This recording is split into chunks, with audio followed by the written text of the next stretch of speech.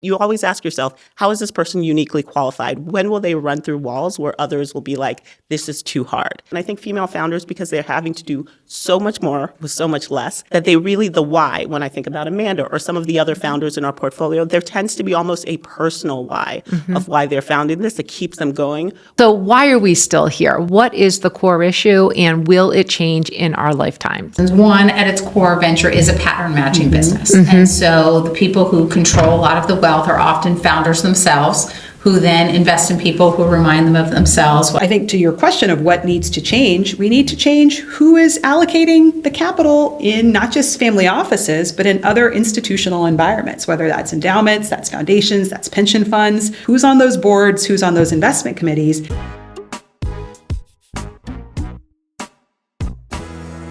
This is Inspiring Women, and I'm Laurie McGraw, and today I have a special conversation. I'm speaking with three women titans of industry, of business, and we have Ita Ekpoudom, who is the partner at Gingerbread Capital. We have Jenny Abramson, and she is the founder and managing partner of Rethink Impact.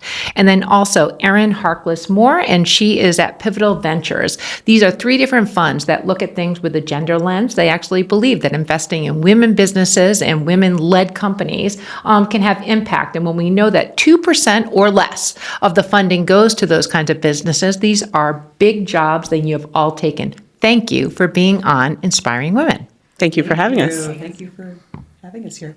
Well, here we go. So Ita, why don't we start with you? Tell us what you do. Tell us about your fund. Sure. Well, it's a pleasure to be around these women. By the way, they all know each other. These people are friends. We are, and we enjoy working with each other, and it's great to have a conversation like this. So I'm Ita Ekpoudom. I'm a partner at Gingerbread Capital, and we are a family office fund started by Linnea Roberts, and she is, as both of these ladies well know, she is a longtime seasoned Wall Street professional, former co-chair of tech banking at Goldman Sachs.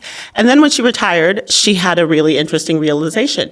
Despite the job she had, she realized she'd never made a private investment until after she retired. And so for her, after working in a very male-dominated industry, which is investment banking, she decided that would be the next stage of her career. And so she started as just kind of an angel investor, as some people do. But then when she really thought about it, she wanted to lean in this space, and she wanted to lean in specifically around backing female founders and co-founders. And so what started as angel investing stood up in Gingerbread Capital, and we are doing direct investments into female-founded and co-founded companies. And then we're also limited partners into majority women-led funds. So we're trying to close the gap at both ends, both at the founders themselves and those writing the checks. And Ita, what about you? What about your special superpower for so being? My special superpower, I'd like to say, is the power of convening. One of my favorite things is to think about two kinds of problems and who might be the right solution, and bringing them together and making sure they're in the room together. And then when you can do that and add capital on top of it, that's what's needed more. Holy moly. She is magical. Yes. Awesome. Jenny. So Rethink Impact is the largest fund in the country backing female CEOs. We just do direct investing into companies, not into funds. And we look across health, education, environment, economic empowerment, which we see as very interrelated. And we are incredibly excited to be doing this work now since 2015. So Jenny, you founded this. You founded Rethink. So what is your background, and where did this idea come from? Well, I was a CEO of a tech company myself, and I was often the only woman on a given stage or in a given room. And I had gone to amazing schools with lots of incredible women and wondered where they all were. They were more incredible than I was. And so I thought, what happened? And I looked up the data and saw that less than the time 3% of venture dollars were going to women. My own mom had run a venture capital fund. Backing Women was the first institutional fund backing women at the time, about 20 years earlier, and the percentage of dollars going to women was higher when she was doing the work than when I was sitting there as CEO. And so I sort of had this realization that probably the best way to change those numbers for my own daughters was to move to the capital allocation side. And that sort of is what inspired the start of Rethink Impact. Fantastic. Fantastic. Erin? Yeah, so I lead the investment platform at Pivotal, which is a group of organizations founded by Melinda French Gates. Our North Star is to advance social progress and women's power and influence, so to make lives better for women and families here in the U.S. and around the globe. And we want to see a world where women are controlling more resources in the rooms where decisions are happening, to control all aspects of their lives. And there's opportunities to do that by pulling on three key levers that we advance through our work and our organizations. One is philanthropy. The second is policy and advocacy. And the third is investing. And again, I'm biased. I think all three of us are. All three levers are important, right? You can't. Philanthropy is needed to address market failures, but you also need capital to drive innovation and to create market solutions. And so I'm excited to deploy capital across really two pillars of our strategy. One is a portfolio of fund investments where we invest as a limited partner into what we call overlooked or next generation fund managers across the private markets, predominantly women-led firms. And we also invest as a direct investor into early stage companies in areas where we are working thematically as an organization. So care economy, women's health, and financial access are three themes that we're actively investing around today. Can we talk about that care economy as like Sure. one of those themes? I mean, Erin, you have actually categorized that as a $648 billion opportunity. Those are big numbers. Can you talk about what that investment thesis is and how you actually came up with that number of billions? Sure. Well, it was not just us alone, actually. All of, my friends and colleagues here at the table were instrumental in partnering and making the case and helping to size that market. Pivotal partnered with an organization called the Holding Company several years ago to do that research to size the care economy at a $648 billion market. It's actually larger than the pharmaceutical industry. I like to pause because people think of the pharmaceutical industry as this huge market, and the care economy. And it is. And it is. It's a huge market, but the care economy is bigger. Mm-hmm. And we're all caregivers at some point in our lives. Mm-hmm. That's something I think that resonates with everyone, but women often bear a bigger burden of that, particularly unpaid care. So when we are looking at things that are holding women's progress back and holding women back, addressing those critical gaps in our care infrastructure is a huge opportunity. So sizing that market was done in part to help make the case to other commercial investors of you are really missing out on opportunities by overlooking this space that is impacting everyone from the beginning of life to the end of life, as I describe it. Childcare, elder care, and in between. Do you put women's health in that category as well? I think of women's health as a part of that category broadly, in the sense of if you're not caring for yourself, how can you care for those around you too? And so we see opportunities there, maternal health platforms, menopause care, all is a big part and a piece of this care economy opportunity. Well, so when you just categorize it, I mean, a lot of these things and women's issues in general and health issues for women or in those different phases that you talked about, it also seems like it's sort of like a moral imperative. These are like important things. Yes. But when you start to put dollars behind it and actually talk about them as being capital investments, that gets really interesting. So Jenny, what are the types of companies that you look at? Yeah, well, in this space alone, I mean, I can give you a few examples that really hit home how massive this opportunity is. So starting at the earliest phase, we have a company, 7 Starling, that's tackling the women's mental health crisis and started with maternal mental health. And as you probably know, 1 in 5 women have postpartum depression. And 75% of those get no care. And so 7 Starling went to tackle that and really have partnered with health plans and Medicaid and others and are seeing, 90% of their patients are seeing massive improvement. So I think of that as part of this work. Winnie in the childcare space, helping not just the families that need childcare in schools, but actually the providers to be able to have websites and to be able to get people into their homes. They're incredible in what they've built in Winnie. In every state in the country, thousands and thousands of providers getting support. And then all the way to the elderly side of things, where 2 great examples, Wealthy, which is concierge caregiving. Now they're doing everything from helping with backup childcare to their original work, which was helping with elderly care. So employers have something for their employees so that they don't resign or take a leave of absence, usually women. And Lindsay Juris-Rosner, who runs that company, has done an amazing job building that. So almost every major corporation has Wealthy for their employees and makes a massive difference. And then Bold, which is really focused on, and something we all have worked really closely with, Amanda Reese is focused on increasing health span and really helping with building strength, reducing falls by 46%, really helping people live a better life. And that's another example, working both with Medicare, Medicare Advantage, and insurers more broadly. An incredible entrepreneur. I had her on the Inspiring Women pod. She's fantastic. Absolutely. Ita, how do you go about spotting these great companies that are doing important things, but also make for good investments? Oh, I mean, fantastic. You were talking about the range of companies that you're invested in. We're co-invested in a few of those, including Bold. But I think of somebody like Joanna Strober of MIDI, with the first unicorn in the menopause space. Yes. And people... We can say the word out loud now. Exactly. Menopause. And I had the pleasure of being with her, Liza and I, on our team in New York when it was the plaque in front of the NASDAQ announcing that round. And it was just so incredible to be sitting in the center of Times Square and you have this $1 billion announcement of a unicorn around women's health and around menopause care. So it is so important because so much has been suffered in silence for so long for a category that every woman identifying person goes through.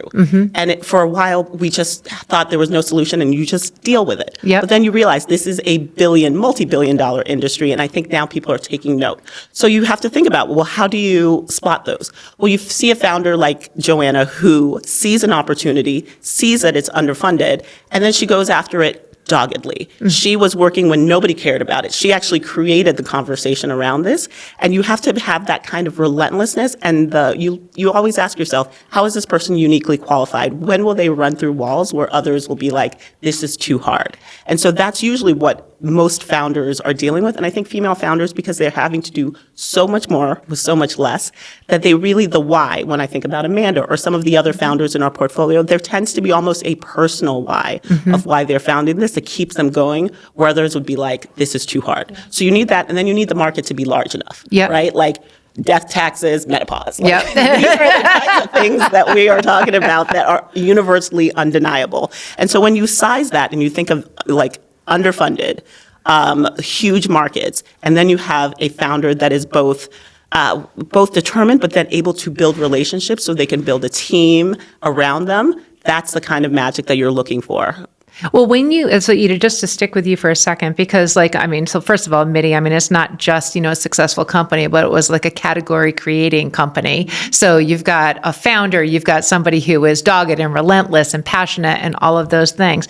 But how do you spot it to be a good investment? The numbers are staggering. There are not enough female founders. There are not enough female success stories. Yet we know that when women lead companies, they're more cash efficient. We know that the returns are better. With the numbers stack up in the right way, but there's fewer sort of like targets, if you will. So how do you go about choosing the ones that are also good investments? Well, this is why I love the seat that I sit in.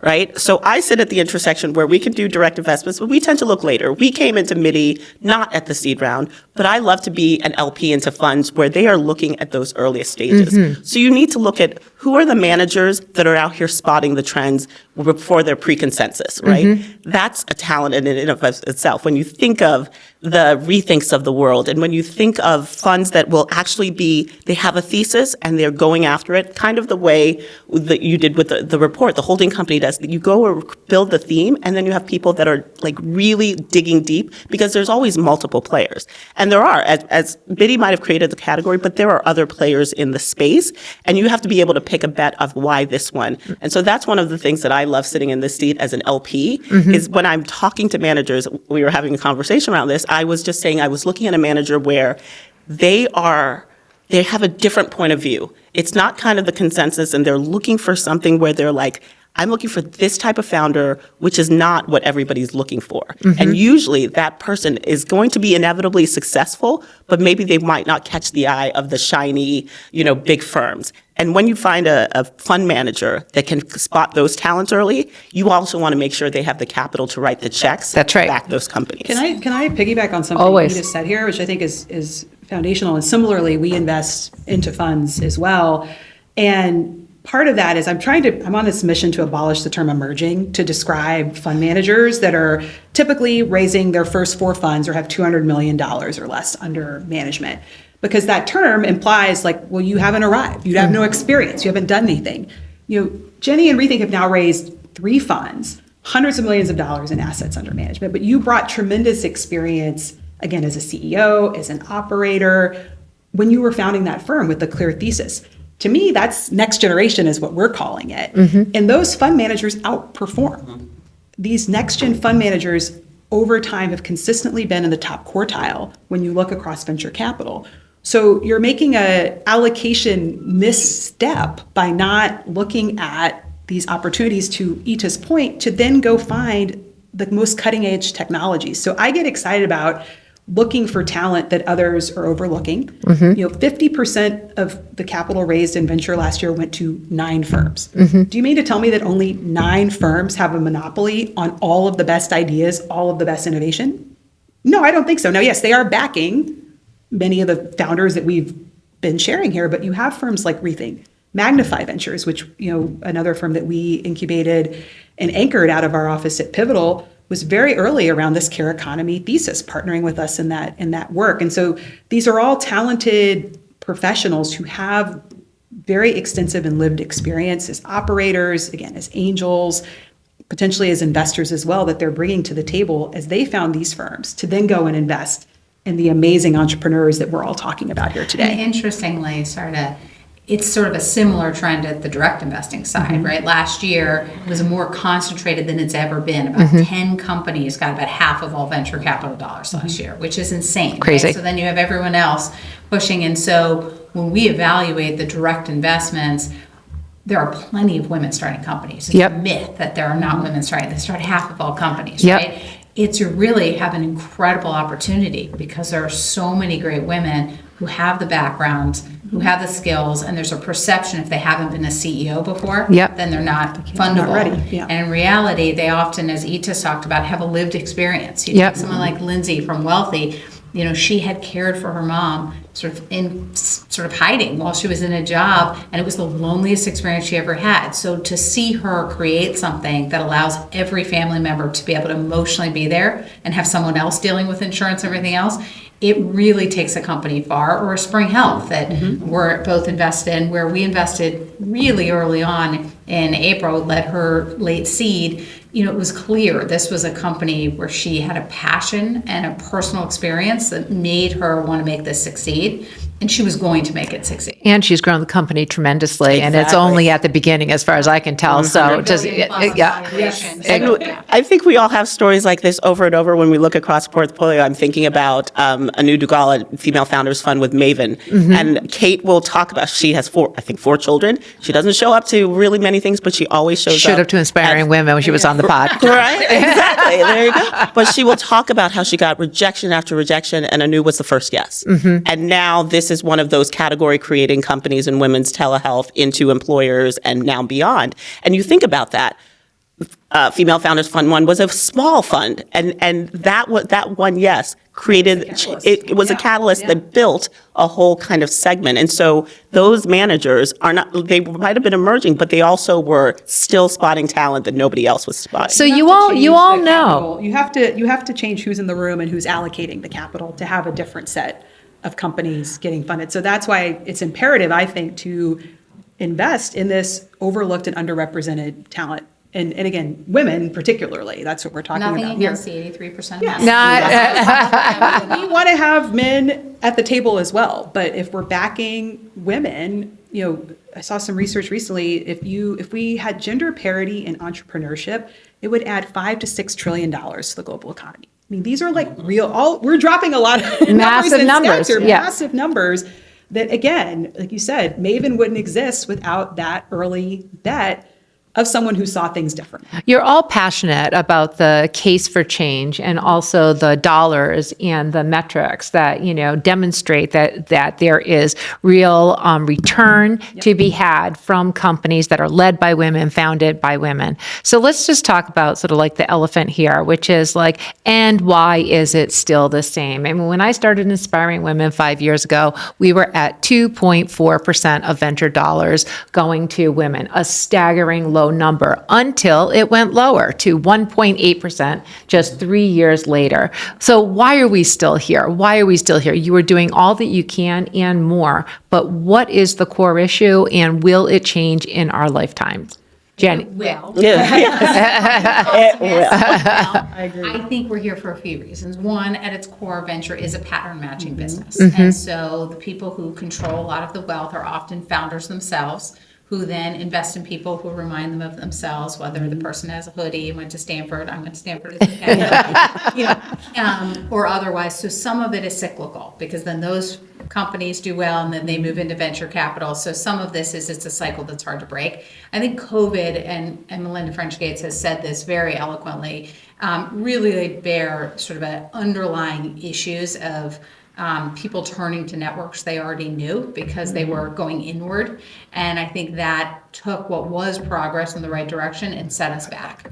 I think we've come out of that, and now we have some benefits of COVID, which is Zoom and other things are allowing women who live in not only Silicon Valley and New York to get funded. And I think that will help. And the biggest thing that's helping is probably twofold. The data itself is astounding, and how successful women are. You refer to it, more capital efficient, better returns, all exit faster, and you have real live examples that people can see and feel. We were just talking about Spring Health. When she was on the cover of Time magazine a few months ago, pregnant no less, and everyone's like, oh, wow, that's a really big company. So I think the more examples, we were just having a conversation at lunch of who can be the next one that we do. And I think the more of those we have, the more real it makes it, because as powerful as the data is, nothing is more powerful than seeing that CEO at the NASDAQ. Or And it matters who decides, and who decides or is making decisions at all points on the value chain. So, Ita and I both sit in these organizations where we're investing as direct investors, as limited partners. We have, though, female principals who have set the terms for how they want their capital to be deployed. I think to your question of what needs to change, we need to change who is allocating the capital in not just family offices, but in other institutional environments, whether that's endowments, that's foundations, that's pension funds, who's on those boards, who's on those investment committees. And if you start asking the question, followed, like Jenny said, with bringing the data and the examples of these companies that are growing and scaling in huge markets, exiting and delivering real value back to investors, it becomes even harder to say no, right? Yeah, and it's really interesting in that there is some silver lining. That 2.2 or 1.8, when you look at it in absolute dollars, it has gone up significantly. So while the percentage, not absolute dollars, significantly and gone up, and then when you expand it to gender diverse teams, goes up even more so. 43%. Right? We are just hoping for a world where nobody questions an all-male team raising gobs of money, but for some reason, if it's an all-female team, questions start getting asked in weird ways of like, where's their men? So we want to normalize, either start asking men, where's the women in their all-male teams, or let's do something the other way. So that's one of the things. But then I think one of the other things that, to your point about the capital going, who sets the terms, when you look at the institutional lens, when you look at pensions, there are actually, a lot of them are run by women. But it's an interesting conversation that I've had is that, what was it? You won't get fired for investing in IBM, but you might get fired for, there's some kind of hesitancy around the capital allocation that is going then from those into the hands of, say, maybe female fund managers or something. There's something being lost there, because that was actually really encouraging to see that a lot of the key decision makers in some of these pensions and endowments are actually women. So I think a larger conversation needs to be happening, because there is no shortage of talent and pipeline. So then what is missing? Do we need to be clear about what the terms are so that we can make that an easier yes to write a check into an emerging, these innovative fund managers as we can? Because that's something that feels a little off to me right now. But we don't have to. I had the maybe luck or misfortune of starting my career in asset management at Goldman Sachs doing fund manager diligence. I've been basically doing the same thing for the last 2 decades. And the process that we have at Pivotal, it's that same playbook that I learned from, I think, some of the best investors underwriting fund managers across asset classes at Goldman Sachs, at Cambridge Associates. It's the same process. I would say we're not lowering the bar, we're reframing the bar, because you can't expect to get to different outcomes doing the exact same things and processes. But to this point of, where the talent is and the experience, it's not discounting and saying, oh, well, I'm just going to allocate and commit, millions of dollars to someone because they're a woman. No.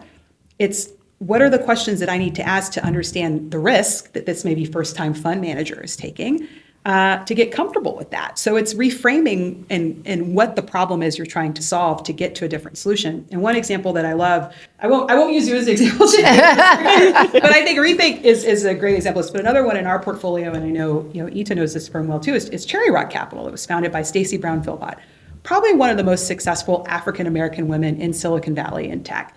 Early at Google, CEO of TaskRabbit, managed their transition from in the sale to IKEA. Super successful board director, HP, big companies, right?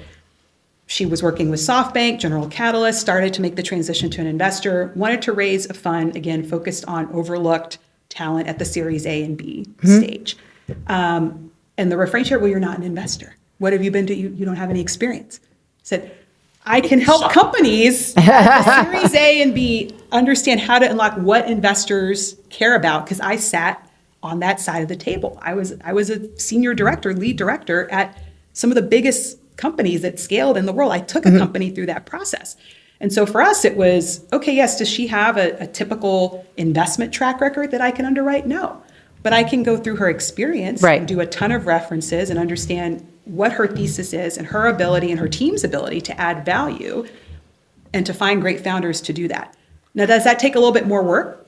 Yes. Well, I think you're pointing out the first there is no lack of talent, available to do these hard jobs and be successful at them. Let's talk about one of these underlying things. We're all at the WBL conference where you three are all speaking on this topic to a very senior executive audience. Let's talk about the Great Wealth Transfer. Let's talk about the $53 trillion that is going to change hands and be in the hands of largely 95% women who have investable capital at a level that they do not currently have today. How is that going to change things? Jenny, why don't you start? I think that will change things a lot. I mean, it's part of why we backed Ellevest, Sally Krawcheck's company, originally now run by Sylvia Kwan, which is women controlling wealth changes all of our future. Because when women control wealth, good things happen for children, good things happen for society, and it will change who is allocating capital. Both of these two here are amazing, shining sort of examples of what's possible and how you can do well and do good at the same time. There's a woman at Georgetown University named Donna Kantz, who you've heard, who talks a lot about prevention versus promotion questions. And when people interview, and it's probably true at the fund manager level and it's true at the direct level, a woman CEO, they'll often ask, what are you going to do when everything falls apart? What are you going to do? Versus they might say to a male CEO, how big can this be in 5 years? And so really starting to think about our own biases, but women are twice as likely to invest in other women. And so just having more capital won't change those biases, but it clearly makes them less pervasive. But it also means that women need to start investing. So we also know that, there are not, just as there aren't enough female founders and female leaders of companies, there's not enough women who are doing the investing. So how do you think about that, Ita? And what do you do to advise women to get out there and put their dollars behind some of your great companies? Absolutely. Well, I shared two really interesting examples that Lene always talks about of how she, even though sitting in the job she had, she'd never made a private investment until after she retired. There was one where she was at a dinner with her husband, and they were having tequila, Casa Dragones tequila, which is a tequila now a lot of people know about. Berta Gonzalez, the first female tacalera, and Berta was serving the thing, and Lene was like, oh, wow. I have never had, do you have female investors on your cap table? And Berta was like, I have influencers, and I have celebrities that have talked about the brand, but no women on my cap table. And so actually one of the things that Linnea was sitting at the table, she was able to walk away with a check from George and his friends at the table. And Linnea was like, you know what, set aside $500,000 for me. I'm going to go ask 10 of my friends to make an investment as well. And she was like, two interesting things were first of all, the speed with which men made decisions and said, we're going to try it. And then she went and called her 10 friends. And then she started getting the questions, is there a data room? Is there the kind of almost analysis paralysis? And then she was like, sometimes you just have to, she's like, it's tequila, it tastes good. And it's a really interesting, this woman is an expert at what she does. Let's go for it. And that was one of the things that she realized is that sometimes for women, you need a little bit more education to get them off get them started. But that once they start and they actually start experiencing and feeling like, oh, I ask good questions, I know what this, it becomes less demystified. And then one of the other stats that has become glaringly clear, which is why the financial services industry must take note, is that when this wealth transfer happens, most women change financial wealth advisors. And so that's about to cause if these companies and firms are sitting around with all male teams that haven't invested in their own talent, when this money changes hands, their firms are going to lose a lot of business. So this is really critical that it's coming. So everybody needs to get ready for it. And you're right, which is women do. I mean, my partner Heidi Patel, who you guys know well, is an investment banker, right? And we are data-oriented humans, right? Maybe it's because women had to work twice as hard to get where they get, but women often turn to the data. But you have to balance that with sort of gut, with risk, all the things. And I think when you can mirror those together, it's why female investors are probably more successful than anyone, is the power of those together is magical. Yeah, well, I want to just, thank you all for the work that you're doing. Obviously, you're capitalists. So let's start there in terms of you're doing this not for philanthropic reasons. You're doing this because it's good business and because it's creating successful companies and because it's making a difference and it's impactful. But you also know that there are challenges ahead, and with this opportunity that you're leading into, many good things can happen. As we close out this Inspiring Women conversation, I would like to ask each of you for your best advice to women leaders that are out there, whether it is for them to invest or whether it is for them to innovate and lead companies. What do you advise out there? Why don't we start with you, Erin? Oh, it's a big question. But I'd start with two things. I think one is ask questions, sort of interrogate what you, in your own sphere of influence, maybe you sit on a board locally or a nonprofit. What questions can you be asking to open doors for more women in each of your individual seats of influence? And I think the second piece that ties to that is pick up the phone. I often say, in our work, investing both into the companies and directly into the companies and into the funds, the check is sort of like the least interesting thing I do. It's me picking up the Not phone. to the one who's receiving it. It's foundational, right? Like writing the check is important, but it's what I do after that. Am I willing to, I know Ita's looking at this company. Do I call and I offer her our investment memo so she can have another data point to get to a decision faster? Does she turn and do that for me? So I'd encourage women to, again, share broadly, pick up the phone, use your networks, use all the resources that you have to help move the ball forward for yourself and for someone else probably as well. I would say two things. One, collaborate. And women are incredibly good at collaborating, and it's an advantage in this work. And we talk about it all the time, but we believe to really make change, we have to sort of all rise together.